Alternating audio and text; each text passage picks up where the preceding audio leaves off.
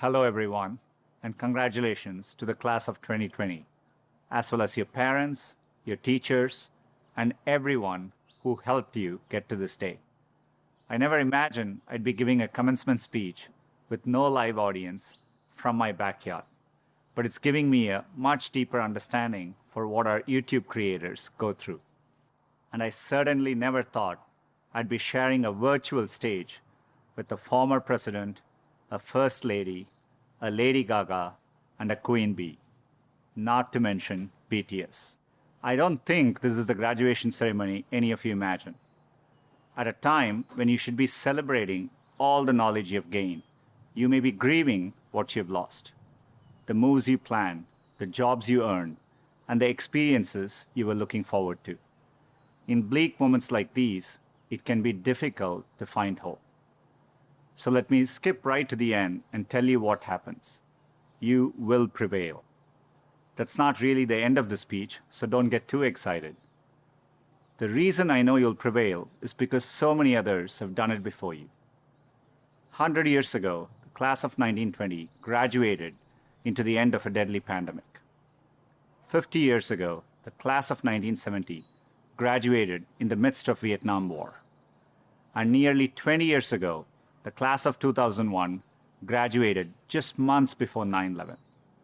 There are notable examples like this. They had to overcome new challenges, and in all cases, they prevailed.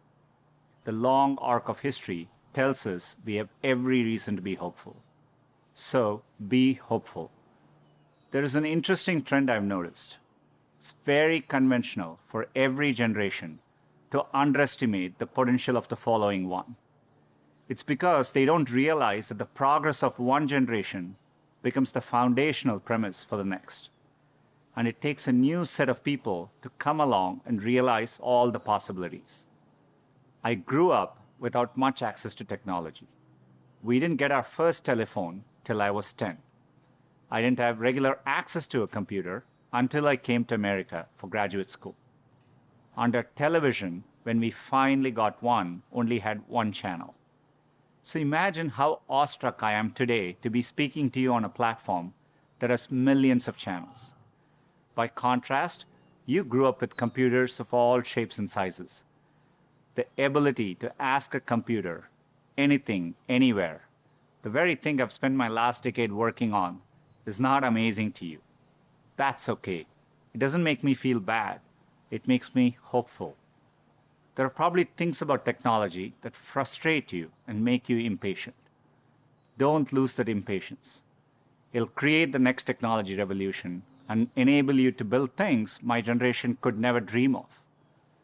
You may be just as frustrated by my generation's approach to climate change or education.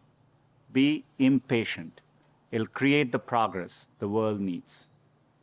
You will make the world better in your own way, even if you don't know exactly how. The important thing is to be open-minded so that you can find what you love. For me, it was technology. The more access my family had to technology, the better our lives got. So when I graduated, I knew I wanted to do something to bring technology to as many others as possible. At the time, I thought I could achieve this by building better semiconductors.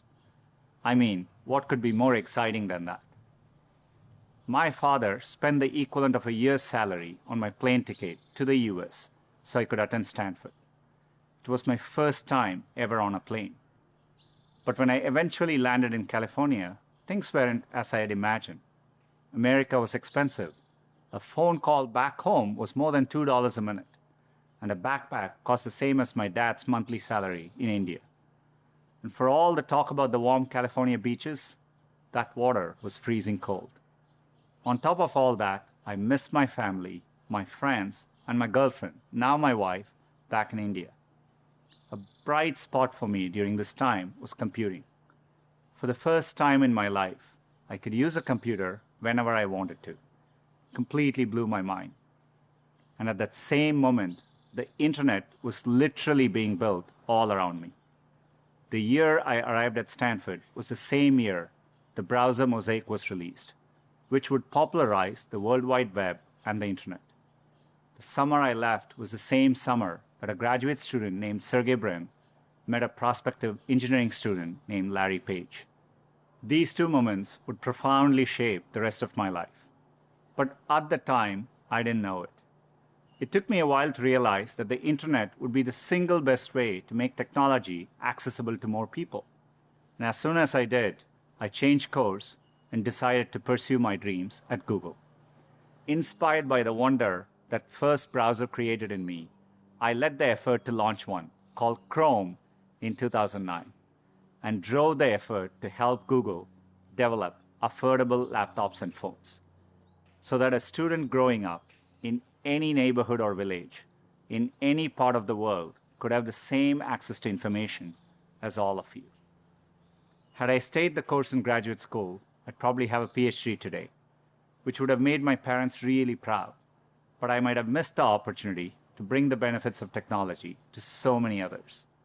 And I certainly wouldn't be standing here speaking to you as Google's CEO. Believe me when I say I saw none of this coming when I first touched down in the state of California 27 years ago. The only thing that got me from there to here, other than luck, was a deep passion for technology and an open mind. So take the time to find the thing that excites you more than anything else in the world, not the thing your parents want you to do, or the thing that all your friends are doing, or that society expects of you. I know you're getting a lot of advice today, so let me leave you with mine. Be open, be impatient, be hopeful. If you can do that, history will remember the class of 2020, not for what you lost, but for what you changed. You have the chance to change everything. I'm optimistic you will. Thank you.